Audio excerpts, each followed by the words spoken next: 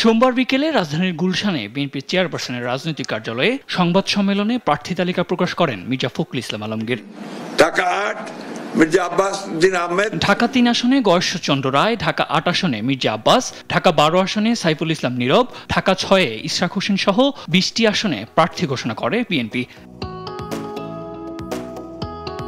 চট্টগ্রাম ১-এ নুরুল আমিন, চট্টগ্রাম ২ সারোয়ার আলমগীর, চট্টগ্রাম ৪ কাজী সালাউদ্দিন, চট্টগ্রাম ৫ মীর হেলাল উদ্দিন, চট্টগ্রাম ৭ হুমাম কাদের চৌধুরী, চট্টগ্রাম ৮-এ এরশাদুল্লাহ, চট্টগ্রাম 10-এ আমির খসরু মাহমুদ চৌধুরী, চট্টগ্রাম ১২ এনামুল হক, চট্টগ্রাম ১৩ সারোয়ার জামাল নিজাম, চট্টগ্রাম ১৬ থেকে টিকিট পেয়েছেন মিশকাতুল ইসলাম চৌধুরী পাপ্পা।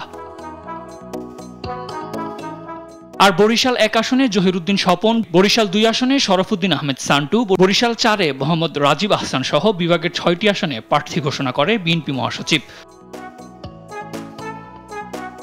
অন্যদিকে ময়মনসিংহ ১ আসনে সৈয়দ ইমরান সালে, ২ আসনে মোতাহার হোসেন তালুকদার, ময়মনসিংহ ৩ আসনে মোহাম্মদ ইকবাল হোসেন সহ বিভাগের ১০টি আসনে ঘোষণা করা হয় প্রার্থী।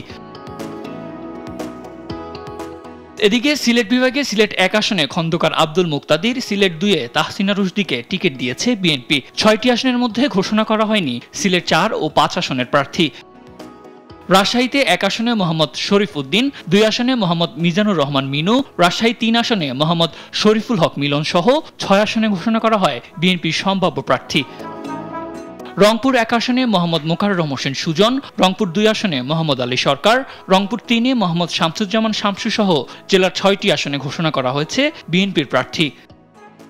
আসন্ন ২০২৬ নির্বাচনকে সামনে রেখে এখন পর্যন্ত ৩০০ আসনের মধ্যে ২৩৭টি আসনে ঘোষণা করা হয়েছে বিএনপির সম্ভাব্য প্রার্থীর নাম।